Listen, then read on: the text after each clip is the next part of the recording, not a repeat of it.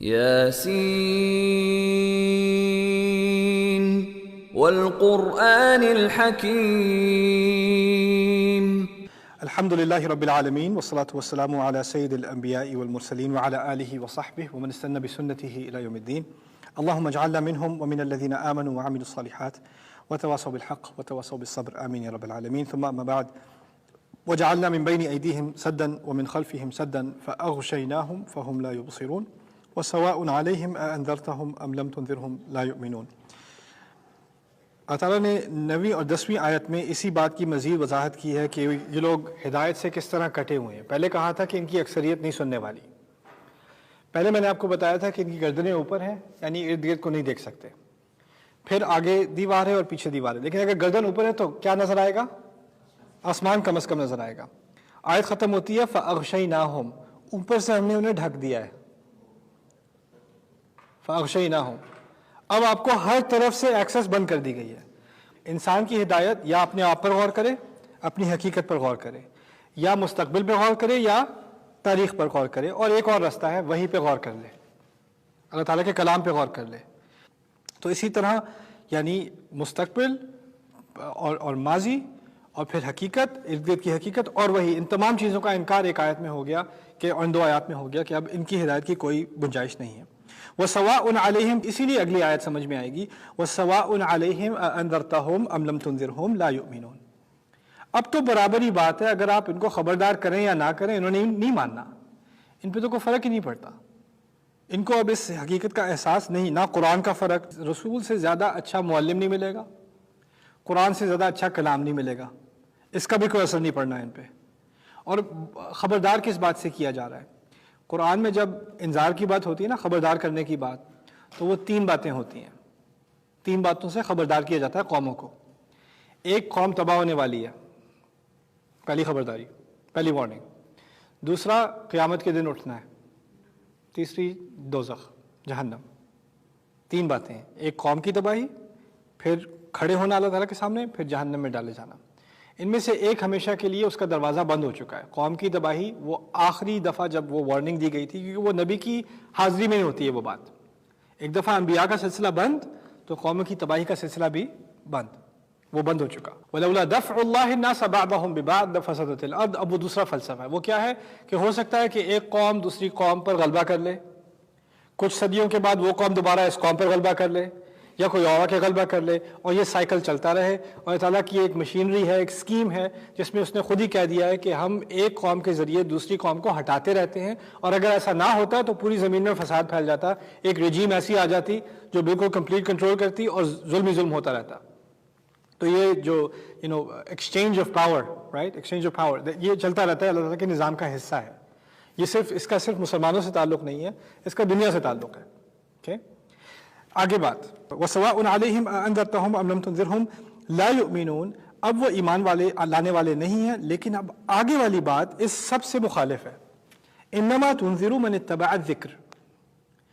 اصل میں آپ کامیابی سے خبردار صرف اسی کو کر سکیں گے جو ذکر کا اتباع کرے.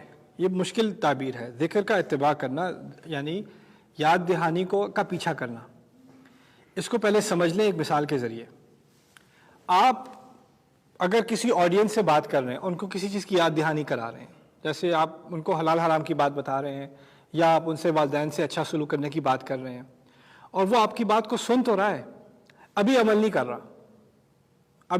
رہا، لیکن ابھی وہ آپ کی بات کو فالو along کر رہا ہے. انسان بعد میں جاتا ہے، سوچتا ہے، اس کے دماغ میں دوبارہ وہ بات آتی ہے، ہفتے بعد، 2 ہفتے بعد، مہینے بعد اس پہ وہ عمل کرنا شروع کر دیتا ہے. کبھی کبھی ایسا ہوتا ہے کہ آپ کو بات ایسی ایک دفعہ سنتے ہیں، آپ کا اس پہ اثر تو پڑتا ہے، لیکن اس کے اثرات نظر بعد میں آتے ہیں.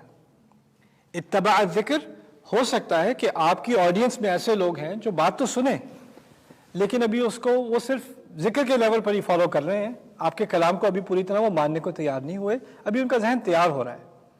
آپ بس اتنی سی بات، بس آپ نے ایک بیج ڈالنا ہے دماغ میں، باقی وہ بڑھے، وہ اپنی طور پہ بڑھے. رائٹ. سو انما تنذر من اتبع الذکر وخشی الرحمن بالغیب. اس سے پہلے میں آگے جانے سے پہلے ابھی کیا کہا تھا؟ پوری قوم نہیں مانے گی کہ اکثریت نہیں مانے گی؟ اکثریت نہیں مانے گی. اب یہ اقلیت کی بات ہو رہی ہے. وہ کون لوگ ہیں جو مانیں گے؟ اور جو مانیں گے بھی وہ آپ کو آ کے نہیں بتائیں گے کہ میں مان گیا. ان میں سے بھی بہت اقلیت ہوگی جو آپ کو آ کے بتا دے گی کہ میں مان گیا ہوں. ان میں سے بہت سارے ایسے ہوں گے جو بات مان تو جائیں گے لیکن کھل کر کہنے سے ڈریں گے, ابھی دل ہی دل میں سوچتے رہیں گے. کہا ہے وہ خشی الرحمن بالغیب, وہ الرحمن کا خوف تو رکھتے ہیں لیکن چھپے ہوئے. اس کے چھپے ہوئے کے دو معنی لیے گئے ہیں غیب کے. ایک تو الرحمن غیب میں ہے, اور الرحمن کو دیکھے بغیر, خدا کو دیکھے بغیر اس سے خوف رکھتے ہیں, یہ ایک معنی لیا ہے. میرے نزدیک اس کا زیادہ یعنی سیاق کے حساب سے زیادہ قریبی معنی یہ ہے کہ وہ لوگ خدا کا خوف تو رکھتے ہیں لیکن کسی سے بظاہر یہ نہیں کہا کہ مسلمان ہو گیا ہوں. ابھی وہ یہ کہنے سے بھی ڈرتے ہیں, ابھی اس بات کا اظہار نہیں کیا انہوں نے. اگر انہوں نے اس بات کا اظہار نہیں کیا تو آپ اندازہ کریں نبی جو آ کے خطبہ دے رہا ہے, نبی جو آ کے کلام کر رہا ہے, اس کو تو یہ احساس ہی ہوگا نا کہ کسی نے بات نہیں مانی. اب نبی کو سکھایا جا رہا ہے, لگے تو ایسا کہ نہیں مانی انہوں نے بات, کسی نے دھیان نہیں دیا, سب مڑ کر چلے گئے, لیکن آپ اس کی فکر نہ کریں, ان میں سے کوئی نہ کوئی ہوگا جس میں غیب میں, آپ سے بھی غیب میں, اس میں خدا کا خوف پیدا ہو گیا ہے, اس میں ایک بیج آپ نے ڈال دیا ہے. اسی لیے یہاں سے یہ بات نکلتی ہے کہ اچھی بات کرنا, اچھی بات کرنے کا مؤثر ہونا, اچھی بات کرنے کا کوئی فائدہ ہونا, وہ ہمارے ذمہ نہیں ہے. نہ تو ہمیں یہ کہنا چاہیے کہ میں نے ان سب لوگوں سے بات کی, کوئی فائدہ نہیں ہوا بات کرنے کا. آپ کو کیسے پتا کوئی فائدہ نہیں ہوا؟ مجھے لوگ آ کے کہتے ہیں یہ بڑی بڑی کانفرنسز ہم کرتے ہیں, ہزاروں مسلمان وہاں آتے ہیں, بڑی موٹیویشنل قسم کی سپیچ ہوتی ہے, تکبیر کہی جاتی ہے, پھر ہم واپس چلے جاتے ہیں, کسی کو کوئی فرق نہیں پڑتا. بھائی آپ نے سب کے دلوں میں جا کے جھانک کے دیکھا ہے, کسی کو کوئی فرق نہیں پڑا. آپ کو کیسے پتا کسی کو کوئی فرق نہیں پڑا؟ آپ کو کیا پتا سال بعد کسی پہ فرق پڑا, مہینے بعد کسی پہ فرق پڑا, 10 سال بعد کسی پہ فرق پڑا؟ پورے انبیاء, اگر آپ نوح علیہ السلام کا سارا کریئر دیکھ لیں, وہ سارا کریئر کیا ہے؟ تقریریں کرنا ہی ہے نا. بات ہی تو کی ہے انہوں نے, اور کیا کیا ہے؟ بات ہی تو سمجھائی ہے.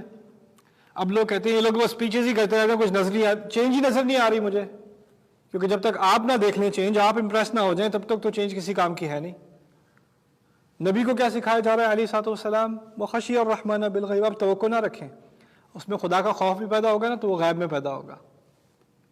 بڑا عجیب کمبینیشن ہے خشی الرحمن, الرحمن کا خوف.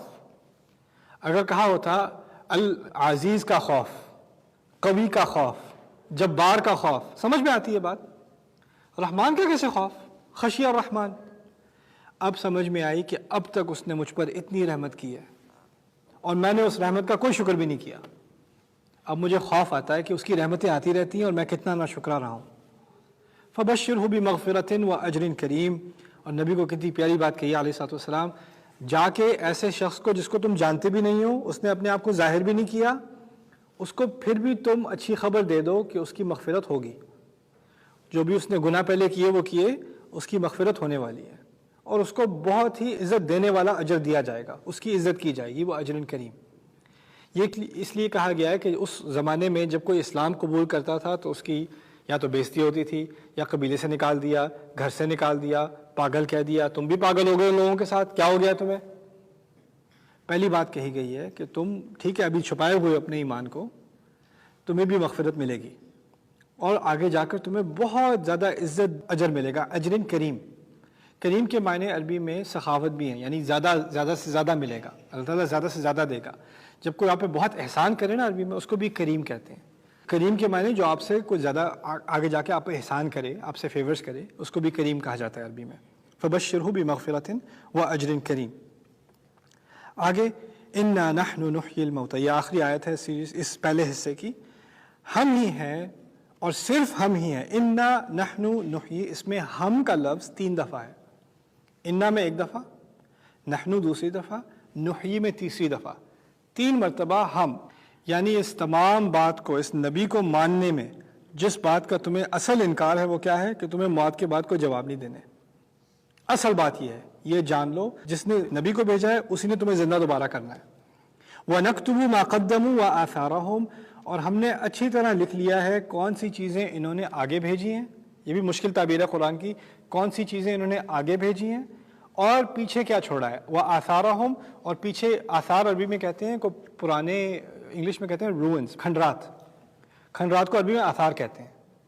یعنی کوئی محل ہے ٹوٹا پوٹھا سا کتنی سینچریز پرانا، اس کو اثر کہتے ہیں عربی میں. آثار آلسو کس کے لیے استعمال ہوتا ہے؟ جو قدموں کی چاپ ہوتی ہے نا ریت میں، اس کو بھی آثار کہتے ہیں. یعنی یہاں سے کوئی گزرا تھا. جیسے آپ محل دیکھتے ہیں تو سوچتے ہیں یہاں سے کوئی حکمران گزرا تھا، یہاں کسی زمانے میں کوئی حکمرانی تھی، کوئی محل تھا، کوئی بادشاہ تھا، رائٹ؟ تو اسے کہتے ہیں آثار. نا ان دونوں الفاظ کو ملا کر کیا بات آتی ہے سامنے؟ قدم عربی میں کہتے ہیں کسی چیز کی اہمیت کرنا. روز آپ کے دماغ میں آپ کے سامنے لائف میں چوائسیز ہوتی ہیں، کام پہ جانا ہے یا سوتے رہنا ہے. کسی چیز کو آپ نے پرائرٹی دینی ہوتی ہے، اس کو تقدیم کہتے ہیں عربی میں. آپ نے مووی دیکھنی ہے یا نماز پڑھنی ہے مسجد میں جا کے، تقدیم ہوتی ہے کسی نہ کسی چیز کی پرائرٹی ہوتی ہے. قدم پہلے معنی اس کے یہ ہیں. دوسرا قدمہ استعمال کرتے ہیں آگے سامان بھیجنے کو. میں تو صبح کی فلائٹ میں جا رہا ہوں، میں نے کل کی فلائٹ سے اپنی ساری لگیج بھیج دی. اسے کہتے ہیں تقدیم. میں جب جاؤں گا تو کیا ہوگا؟ وہاں پہ سارا سامان پہلے ہی پہنچا ہوگا.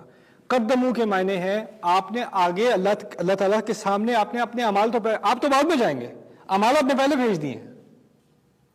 آگے آخرت کا سامان آپ پہلے بھیج چکے ہیں. جب آپ اللہ تعالیٰ کے سامنے آئیں گے آپ کی ساری لگیج وہیں پہ ہوگی، وہ تو آپ پہلے بھیج چکے ہیں. ہم وہ لکھ رہے ہیں جو ساری چیزیں یہ آگے بھیجتے چلے جا رہے ہیں، اور ہم یہ بھی لکھ رہے ہیں کہ ان کے اعمال کی وجہ سے ایک تو آپ کے اپنے اعمال ہیں، لیکن کیا آپ کے اعمال کا کسی اور پہ اثر ہوتا ہے؟ جب بیٹا ماں سے اونچی آواز میں بات کرتا ہے اور دوسرا بیٹا سن رہا ہے، وہ 5 6 7 سال کا ہے، جب وہ 12 13 14 15 سال کا ہوگا، جب وہ اپنی آواز اٹھائے گا، کس کا اثر ہے؟ بڑے بیٹے کا اثر ہے نا. تو ایک تو آپ کے اپنی کرتوت ہے، اپنے اعمال ہیں، اور دوسرا اس کا اثر بھی ہے. یہ سب ہم لکھ رہے ہیں کہ تم نے کیا کیا تھا اور اس کے اثرات کیا تھے، اس کے کھنڈر کیا پیچھے تم نے چھوڑے ہیں، وہ سب لکھ رہے ہیں ہم. وَكُلَّ شَيْءٍ أَحْصَيْنَاهُ فِي إِمَامٍ مُبِينٍ. اور یہ تمام چیزیں ہم نے کھلی کتاب میں واضح طور پر پوری طرح ریکارڈ کر لی ہے. ایسا ریکارڈ جس میں کسی بھی چیز کا حذف نہیں ہوگا، کوئی چیز مسنگ نہیں ہوگی. بارک اللہ لی ولکم فی القرآن الحکیم ونفعنی وإیاکم بالآیات والذکر الحکیم.